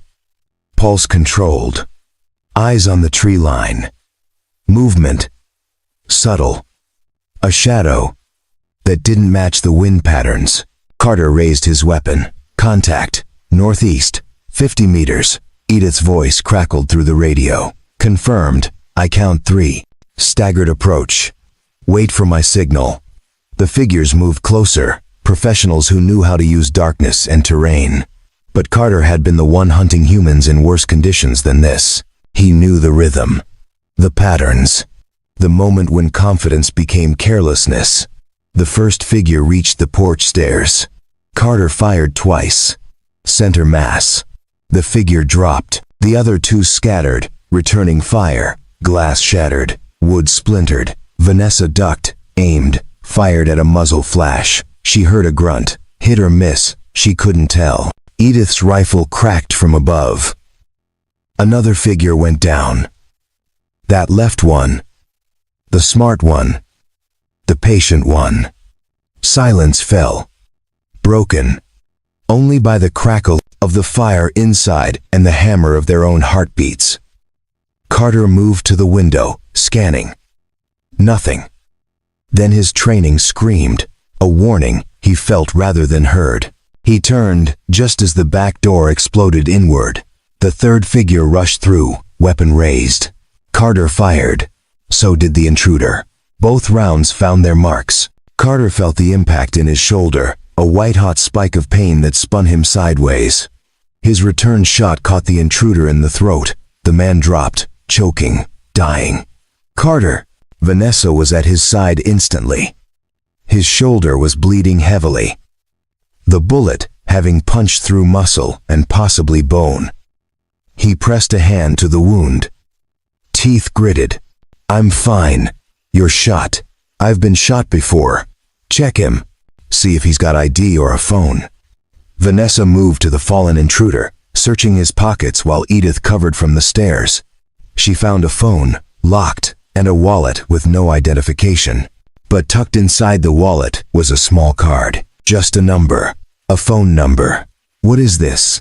She asked. Call it, Carter said through the pain. She dialed. It rang once. A voice answered. Male. Cultured. Familiar. I assume if this phone is calling me, Sullivan and his team are dead. Vanessa's blood turned to ice. Bennett. Hello, Vanessa. Surprised? You're in federal custody. I'm out on bail, pending trial. Amazing what a good attorney and a 7-figure retainer can accomplish. Did you really think a press conference and some old documents would stop me? Where are you? Somewhere you'll never find me. Somewhere I can watch you unravel from a safe distance. Carter grabbed the phone from Vanessa, his good hand steady despite the blood loss. Listen carefully, Bennett. You failed. Your men are dead. Your leverage is gone. And the only thing keeping me from hunting you down right now is the woman who asked me not to kill you on principle. But if you come at her again, if you threaten her or anyone she cares about, I will forget that promise. Do you understand me? Bennett's laugh was cold. Big words from a man bleeding out in a cabin. How long do you think you can protect her, Rhodes? How long until you miss something? Until you're too slow. I have patience. I have resources. And I have nothing left to lose. Then we're even, Carter said, because I've already lost everything once. Losing it again doesn't scare me, but you're terrified. I can hear it. Enjoy looking over your shoulder for the rest of your life, however long that is. He hung up. Vanessa was already tearing cloth for a bandage. Edith appeared with a first aid kit. Bullet went through. That's good. No fragments. Bad news is, you're going to need stitches and antibiotics. Later, Carter said. First, we secure the perimeter. You can barely stand, Vanessa protested. I can stand fine. Help me up. She did. And together, they checked the bodies. All three were dead. All three carried no identification beyond the burner phone, professional ghosts, disposable assets, exactly what Bennett would hire. Dawn broke slowly, painting the forest in shades of gold and red. Summer woke to find her father sitting at the kitchen table, arm in a sling, face pale but smiling. Dad. What happened? Had some trouble last night. Everything's okay now. She ran to him, careful of his injured side. You're hurt. I've been hurt before. I'll heal. Summer looked at Vanessa, who stood by the window, exhausted, still holding the gun like she'd forgotten she had it. Did you help him? Summer asked. I tried, Vanessa said quietly. She did more than try, Carter corrected. She saved my life. Summer looked between them, her 10-year-old mind processing what the adults weren't saying. You're not pretending anymore, are you? Vanessa blinked. What? You and Dad. At first, I thought it was just for the job. But it's not anymore, is it? Carter and Vanessa looked at each other. The exhaustion, the blood, the shared terror of almost dying and somehow surviving. All of it written on their faces. No, Vanessa said softly. It's not pretending anymore. Carter stood slowly, crossed to her, and took the gun gently from her hands. He set it aside, then pulled her close with his good arm. She collapsed against him, finally allowing herself to break. I almost got you killed, she whispered. You didn't. We're alive. That's what matters. For how long? Bennett's still out there. Sullivan might have partners we don't know about. When does it end? It ends, Carter said. When we end it. Permanently. She pulled back, looking at him. What are you saying? I'm saying no more defense. No more reacting. We take the fight to them. We find Bennett. We find whoever else is involved. And we finish this so thoroughly that no one ever thinks about coming after you again. That's not justice. That's revenge. Sometimes, Carter said quietly, they're the same thing. The trap was set at the place where it all began. The Astoria Grand Ballroom. The same venue where 3 hitmen had tried to kill Vanessa and Carter had stopped them with nothing but a wine bottle and reflexes. Now, 6 weeks later, it would host the Charity Gala's memorial event, honoring those who'd shown bravery in the face of violence. Carter knew Bennett would come. Men like Bennett couldn't resist the theater of it. The chance to walk free among the people who thought he was finished, to prove he was untouchable. And if he didn't come, if he stayed hidden, then the recordings of tonight would flush him out anyway. Either way, the trap would spring. Are you sure about this? Vanessa asked, adjusting Carter's bow tie in the green room backstage. His shoulder had healed well, leaving only a scar and occasional stiffness. No, he admitted. But I'm sure about ending this. She nodded. Her own gown. A deep burgundy that looked like spilled wine or blood, depending on the light. The FBI is positioned. 12 agents, 3 in the crowd, 2 on each exit, 3 on the roof, 2 mobile. Grayson's coordinating. If Bennett shows, we'll have him surrounded before he knows what's happening. And if he doesn't show, then we go to Plan B. Which is? Carter's smile was cold. He You don't want to know.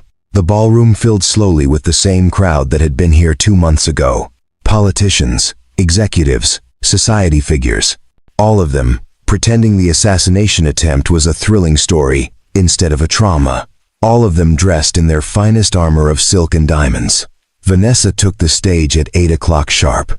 The speech she gave was perfect, gracious, humble, thanking the first responders, the security team, and most especially, the brave caterer, who'd risked everything to save her life. Carter stood in the wings, watching her perform, marveling at how she could make strength look like vulnerability and control look like gratitude. Then, during the champagne service, Grayson's voice crackled in Carter's earpiece. "He's here. Southwest entrance. Just walked in like he owns the place." Carter's pulse didn't spike. It steadied. "Don't approach yet. Let him get comfortable." "Copy that."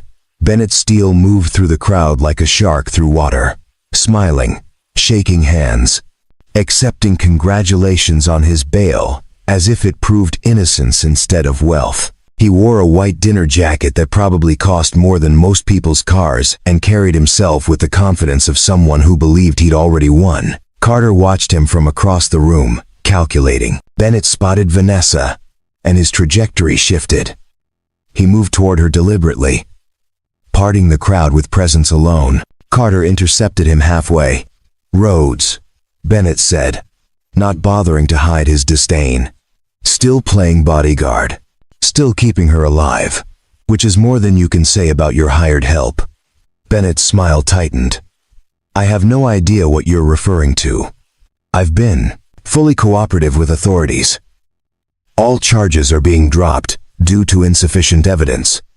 Evidence can be insufficient and still be true. Can it? How philosophical. Bennett tried to step around Carter. Carter moved to block him. "You're not going near her. I have every right to be here. This is a public event, and I have every right to stand between you and the woman you tried to kill."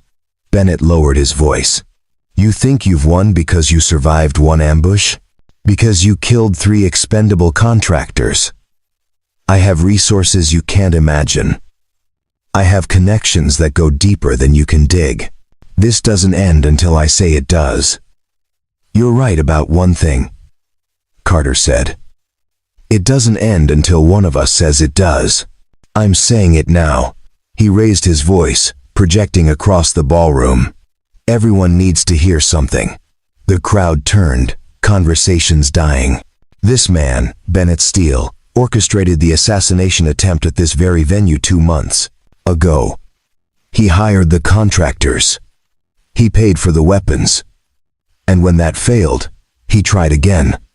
Bennett's face flushed. "That's slander." "It's fact. And I have proof." Carter nodded to Grayson, who pulled out a tablet and connected it to the ballroom's display screens. Footage began to play. Security cameras showing Bennett meeting with Sullivan. Audio recordings of phone calls discussing payment and targets. Bank records tracing funds from Bennett's offshore accounts to known criminal organizations. The crowd gasped. Bennett looked around, realizing the trap too late. "This is fabricated, manipulated. It's authenticated," said a new voice. FBI Special Agent Nolan Curtis stepped into the ballroom, badge displayed. "We've been building a case for 6 weeks. Parallel construction, independent verification. Mr. Steele, you're under arrest for conspiracy to commit murder, attempted murder, and racketeering." Bennett backed away. "You can't do this. I have attorneys. I have rights. You have the right to remain silent," Curtis said, approaching with 2 other agents. "I suggest you use it." Bennett's eyes swept the room, looking for allies, for exits, for anything. They landed on Vanessa. "You think you've won? You think exposing me changes anything? Your family's legacy is still poison. You'll never escape it." Vanessa stepped forward, her voice carrying. "You're right. I can't escape my family's past. But I can choose what I do with it. I can choose to build something better, Something that doesn't rely on fear or violence or men like you. Noble words. Let's see how noble you feel when the next threat comes. When the next person decides you're worth more dead than alive. Then I'll face them, Vanessa said. Just like I faced you. And I'll keep facing them until people like you understand that I don't break. The FBI agents took Bennett by the arms. He didn't resist physically, but his voice carried venom. This isn't over. Yes, Carter said quietly, stepping close enough that only Bennett could hear. It is, because after tonight, you're going somewhere they don't take bail. Somewhere your money and connections mean nothing. And every morning, when you wake up in a cell, you'll remember that you lost to a caterer and a woman you underestimated. Enjoy the rest of your life. However long the people you betrayed let you keep it. Bennett's face went pale as the implications sank in. Criminal organizations didn't appreciate operatives who got caught and might talk. His life expectancy had just dropped significantly, and everyone in the room who understood that world knew it. The agents led him away. The ballroom erupted in chaos. Vanessa stood at the center of it, composed, victorious, and utterly exhausted. Carter moved to her side. You okay? Ask me tomorrow. Tomorrow we'll be dealing with press and lawyers, and probably a dozen more complications. Then ask me next week. Next week, we'll be dealing with the Citizen ADS. Why? 11111. Fallout from your family's history going public. She turned to him. Then when do I get to just breathe?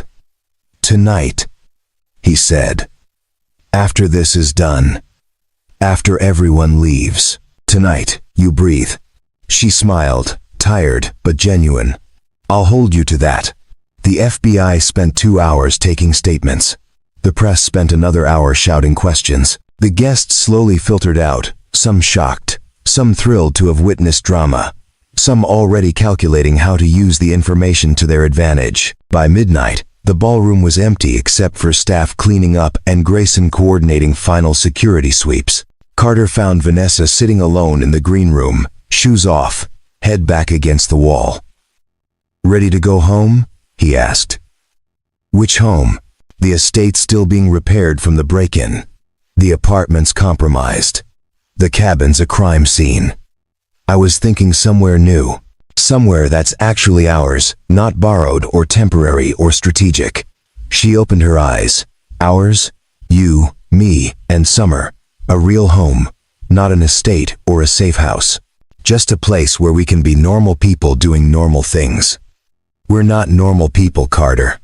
No, but we could pretend for a while. She stood, walked to him, and took his hands. 6 months ago, if someone had told me I'd be standing here with a former Marine sniper who I hired to fake marry me, and that I'd actually want to make it real, I would have had them evaluated for delusion. And now I can't imagine my life without you in it, or Summer, or even Edith and her terrible pancakes. Carter laughed. They're not that bad. They're hockey pucks with syrup. They stood close. The exhaustion and relief and love all tangled together in a way that felt more real than any contract or arrangement ever could. So what happens now? Vanessa asked. Now we go get Summer from the safe house. We find a place with a yard and terrible plumbing that we can fix together, and we live. Just live. Just live. No assassins. No conspiracies. No billion-dollar companies. Or criminal legacies. Just us being imperfect and happy. That sounds impossible. Most good things do. She kissed him then, soft and slow and full of promise. When they pulled apart, she smiled. One condition. What's that? We keep the peacock. Carter groaned. Seriously? It's grown on me. Plus, Summer named it. We can't abandon Mr. Fancy now. We're going to be the weird family with the peacock in the suburbs. We're already the weird family. Might as well commit. They walked out of the Astoria Grand Ballroom hand in hand, leaving behind the ghosts of assassination attempts and family secrets and fake marriages. Behind them, Grayson locked up, made final calls, and allowed himself a small smile. He'd worked a lot of protection details in his career. Most ended with relief. This one ended with hope. That was rare. That was worth protecting. In a federal holding cell downtown, Bennett Steele sat alone, his white dinner jacket now wrinkled, his confidence now ash. He'd gambled everything on destroying Vanessa Palmer, and lost it all to a man he'd dismissed as invisible. The irony would have been amusing if it wasn't so absolute. And somewhere in the city, in a small apartment with squeaky floors and neighbors who played music too loud, Carter Rhodes woke up his daughter and told her they were going home. "Where's home?" Summer asked sleepily.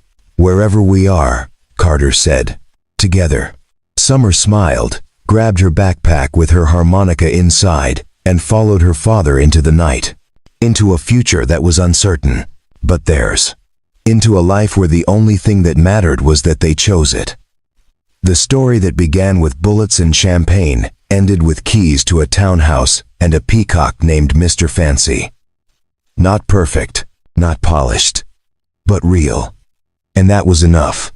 18 months later, the smell of fresh coffee and burnt toast filled the small kitchen of the townhouse on Ashford Lane. Carter stood at the stove, attempting pancakes with the determination of a man who'd faced down armed assassins but remained thoroughly defeated by breakfast foods. Summer sat at the table, doing homework and trying not to laugh at the smoking griddle.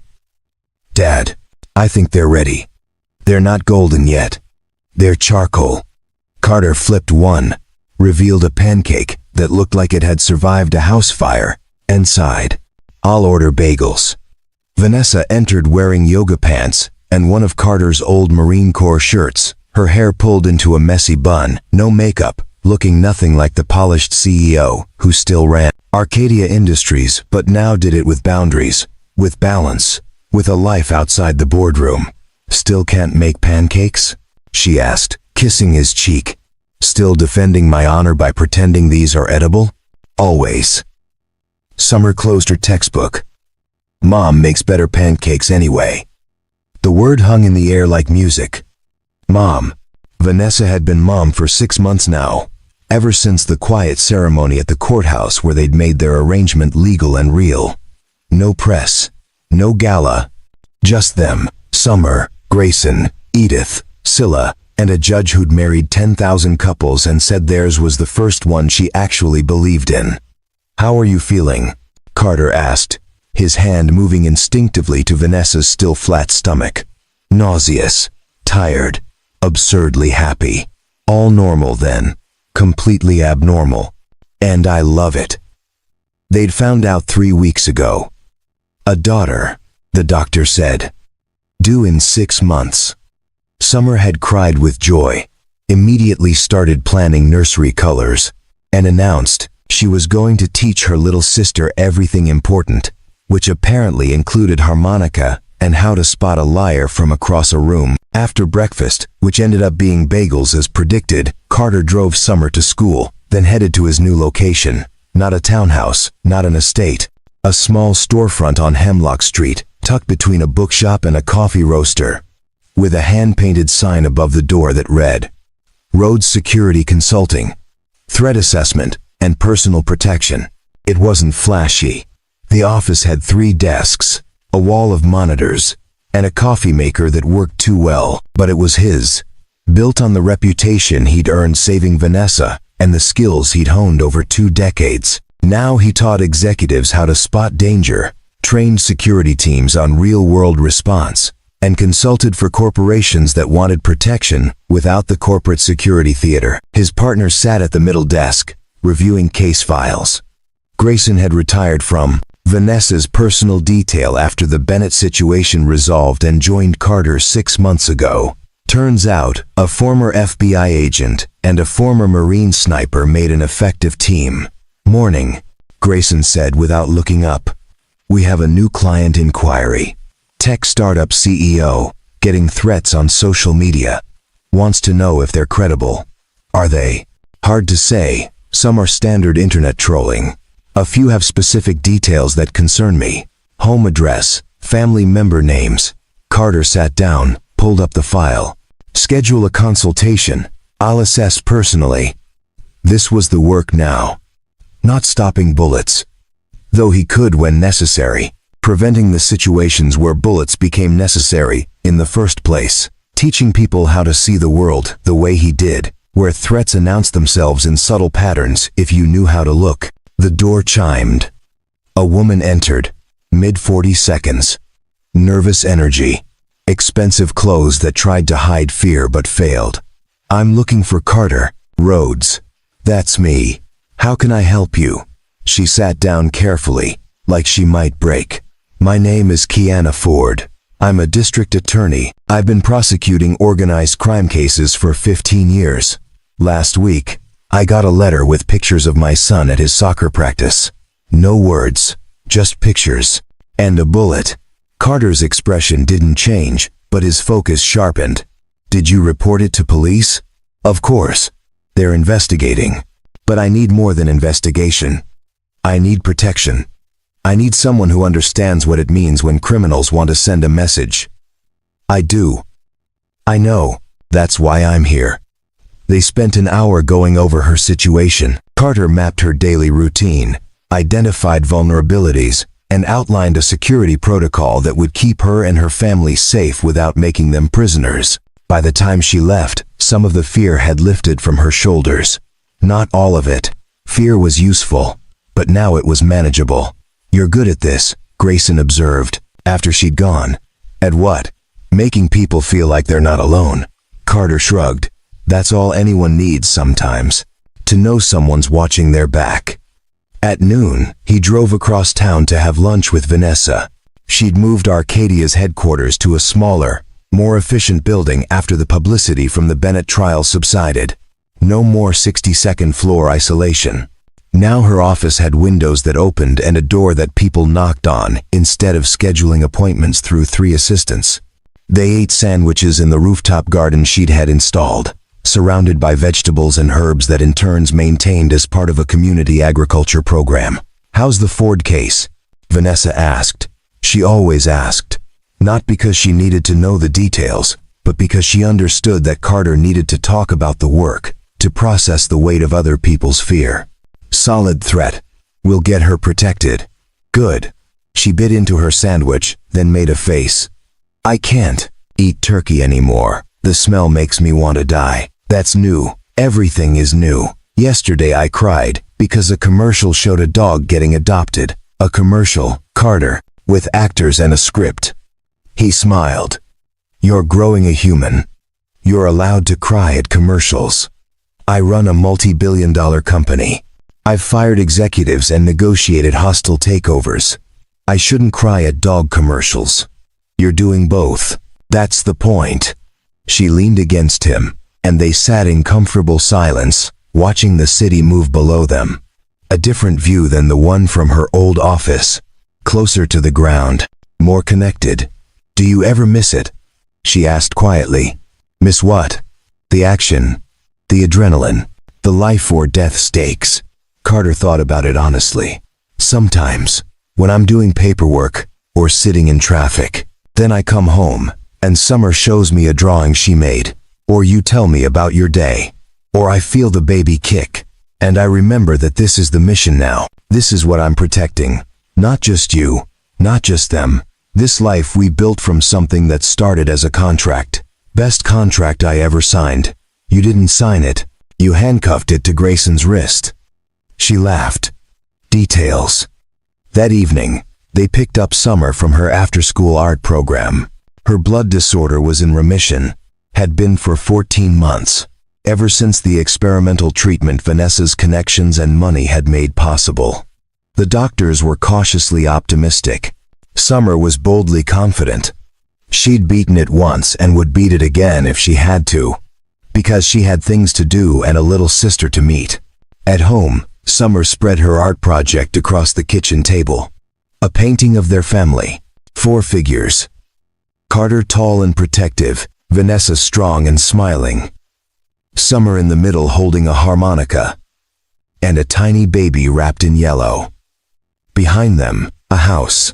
In the yard, a ridiculous peacock. "Mr. Fancy made it into the portrait," Vanessa noted.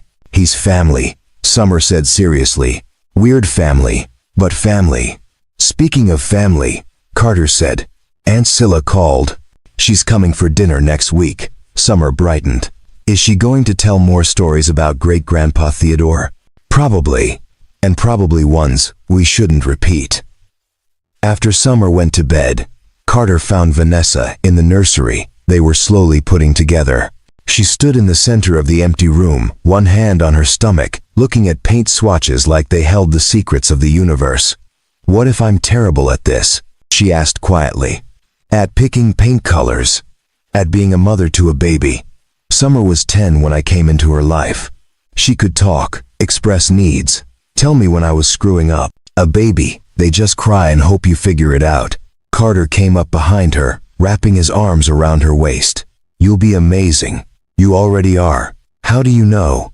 Because I've seen you face assassination attempts, and corporate sabotage and family scandals, and you didn't break. A baby is terrifying, but you're more terrifying. In the best way. She turned in his arms. You really think so? I know so. They stood there, in a room that would soon hold a crib and midnight feedings, and the soft chaos of new life, and felt something neither of them had expected when they started this strange journey. Peace. Not the absence of conflict, but the presence of purpose. Not the end of fear, but the courage to face it together. Later, as they lay in bed, Vanessa's head on Carter's chest, his hand tracing absent patterns on her arm, she spoke into the darkness. Do you think Summer understands how much her life changed because of all this? She's smart. She knows. But does she know it was worth it? The danger, the fear, the upheaval. Carter was quiet for a moment. Last week, she told her teacher that her family is weird but perfect. That her dad used to save people with bullets, and now he saves them with planning. That her mom runs a huge company but still makes time for art projects. That they found each other in the strangest way possible and decided to keep finding each other every day. Vanessa felt tears building. She said all that. According to the teacher, it was very matter-of-fact, like she was describing the weather. That kid is going to rule the world someday. Probably. And we'll be there to make sure she does it with kindness. In the darkness, surrounded by the ordinary sounds of a townhouse settling and neighbors living their lives and a city that kept turning, two people who'd started as a desperate CEO and a reluctant protector breathed in sync. The threat wasn't gone. It never truly was. Bennett Steele was serving 15 years in federal prison. But the world still held danger, still harbored people who saw power as something to be taken rather than earned. But Carter and Vanessa had learned something more important than how to fight threats. They'd learned how to build something worth protecting. A marriage that started as strategy and became sanctuary. A family that formed from necessity and became choice. A life that looked nothing like either of them had planned, and everything like what they needed. 3 blocks away, in a small apartment above a diner, Kiana Ford tucked her son into bed and checked the locks Carter's team had installed. For the first time in weeks, she slept through the night. Across town, a young entrepreneur reviewed the threat assessment Carter had provided and made changes to her security protocol that would save her from a stalker she didn't know was escalating. In offices and homes and quiet moments throughout the city, people Carter had helped move through their lives a little safer, a little more aware, a little more protected. Not because he was a hero in the traditional sense, but because he'd learned that heroism wasn't about grand gestures. It was about showing up, about seeing danger before it arrived, about standing between the darkness and the people who deserved to live in light. And in a townhouse on Ashford Lane, as the first snow of the season began to fall, Carter Rhodes held his wife and thought about the daughter sleeping down the hall, and the daughter growing in the space between heartbeats, and knew with absolute certainty that this, all of this, was exactly where he was meant to be. Not invisible anymore, not running from his past, just living his present, one ordinary, extraordinary day at a time. The peacock screamed from the backyard, probably outraged by the snow. Summer would want to build it a shelter in the morning. Vanessa would pretend to object but help anyway, and Carter would watch over all of it, keeping his family safe, not with bullets or tactics, but with presence, with love, with the quiet strength of a man who'd finally found his mission. The hitmen had come for a CEO at a fundraiser, and a caterer had stopped them. But the real story wasn't about violence prevented. It was about what came after. About two broken people finding wholeness in each other. About a girl who got her health back, and a family who got their future. About love that started as a lie and became the truest thing either of them had ever known. And somewhere in the falling snow, in the spaces between what was planned and what became possible, the universe whispered that sometimes the best stories are the ones where the hero doesn't ride off into the sunset. Sometimes the hero stays, builds a life, makes pancakes badly and loves fiercely, and protects not with weapons but with unwavering presence. Sometimes that's enough.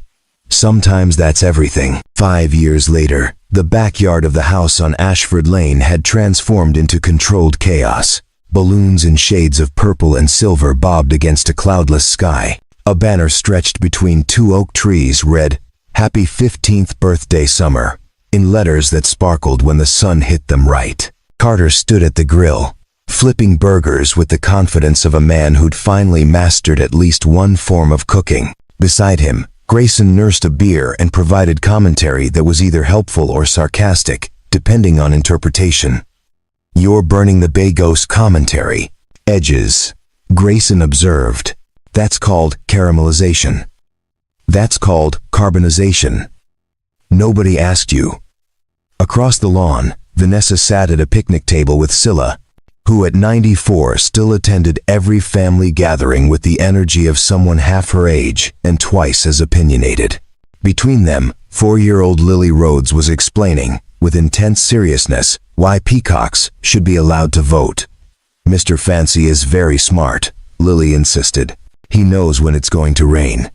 "A valuable skill in any electorate," Scylla agreed solemnly. Summer emerged from the house carrying a cake that Edith had spent 2 days perfecting. Chocolate layers with raspberry filling, exactly what Summer had requested. She'd grown tall, her once fragile frame now strong and healthy. The blood disorder was officially in permanent remission. She'd been clear for 4 years. She set the cake down carefully, then noticed her father watching her. "What?" "Nothing. Just remembering when you were small enough that I could carry you with one arm." "I'm 15, Dad. You're not allowed to get sentimental at my birthday." "I'm your father. Getting sentimental is in my contract." "What contract?" Lily asked, materializing beside them with frosting already somehow on her face despite the cake being untouched. Summer crouched down to her little sister's level. "The dad contract. It says he has to be embarrassing and protective and make terrible pancakes forever." "Forever is a long time," Lily said seriously. "Yes, it is," Carter agreed, scooping her up. "And I plan to be terrible at pancakes for every single day of it." The guests began arriving. Friends from Summer's high school, a few teachers, some kids from Lily's preschool with their parents.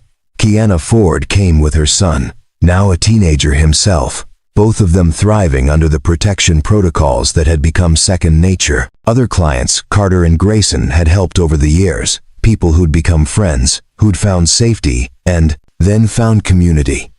Ariana arrived carrying a gift wrapped with precision that could only be described as architectural. "No shoes on the lawn," she announced to no one in particular, then smiled despite herself when Lily hugged her legs. As the sun began its descent, painting everything gold and amber, Carter found Vanessa standing apart from the crowd, watching it all with an expression he'd learned to recognize over the years. The look that said she was cataloging this moment, storing it somewhere safe where fear and memory couldn't touch it. He wrapped his arms around her from behind. "You okay?" "Better than okay. I'm happy." "Good happy or scary happy?" "Both." "Is it always both? For people like us?" "Yeah, probably." She turned in his arms, looked up at him. 5 years ago, I was eating alone in a ballroom, surrounded by people and completely isolated. Now I'm standing in our backyard watching our daughters eat cake and our friends laugh and our life just exist. How did we get here? One day at a time. One choice at a time. one moment of not giving up. From the porch, Summer called out, "Dad, Mom, come on, we're doing the thing." The thing was a tradition that had started on Lily's first birthday and continued ever since. Everyone gathered, and each person said what they were grateful for. Simple, honest, no performance, just truth. When it came to Carter's turn, he looked around at the faces illuminated by string lights and birthday candles. At Scylla, who'd given them the truth when they needed it most. At Grayson and Edith, who'd protected what mattered. At the friends who'd started as clients and become family. At Lily, who knew nothing of danger and everything of joy. At Summer, alive and thriving, and proof that sometimes the impossible just takes longer. And at Vanessa, who'd hired him to pretend and stayed to make it real. "I'm grateful," he said quietly, "for the night 3 hitmen made a mistake. For the woman who saw past the apron to the ration cest person underneath. For the second chance I didn't know I needed. And for every single day since then. That I've gotten to choose this. Choose you. Choose us." Summer made a face. "Dad, you're doing the sentimental thing again." "Can't help it. It's in my contract." Later, after the guests had left and Lily was asleep and Summer was on the phone with friends, Carter and Vanessa stood in the kitchen washing dishes. An ordinary task. An ordinary moment. An extraordinary life. "Think we'll ever get bored?" Vanessa asked, handing him a plate to dry. Carter considered it. "No. How can you be sure? Because boring is what happens when you stop paying attention. And I'll never stop paying attention to you." She smiled, kissed him softly, and handed him another plate. Outside, Mr. Fancy screamed at the moon. Inside, their life continued in all its imperfect perfection. And somewhere between the dirty dishes and the birthday cake, and the daughter sleeping upstairs, and the one growing into herself, and the love that had survived assassination attempts, and family secrets, and every obstacle the world could throw at them, Carter Rhodes understood something fundamental. He'd been trained to save lives, but Vanessa Palmer had saved his. And together, they'd built something worth every bullet dodged, every threat faced, every moment of fear transformed into fierce and unshakable joy. The story that began with hired killers and champagne glasses ended here, in a kitchen on an ordinary Thursday, with soap suds and laughter, and the absolute certainty that home wasn't a place. It was these people, this moment, this choice to keep choosing each other, again and again, for all the days they had left. And that was more than enough. It was everything. Up next, you've got 2 more standout stories right on your screen. If this one hit the mark, you won't want to pass these up. Just click and check them out. And don't forget to subscribe and turn on the notification bell, so you don't miss any upload from us.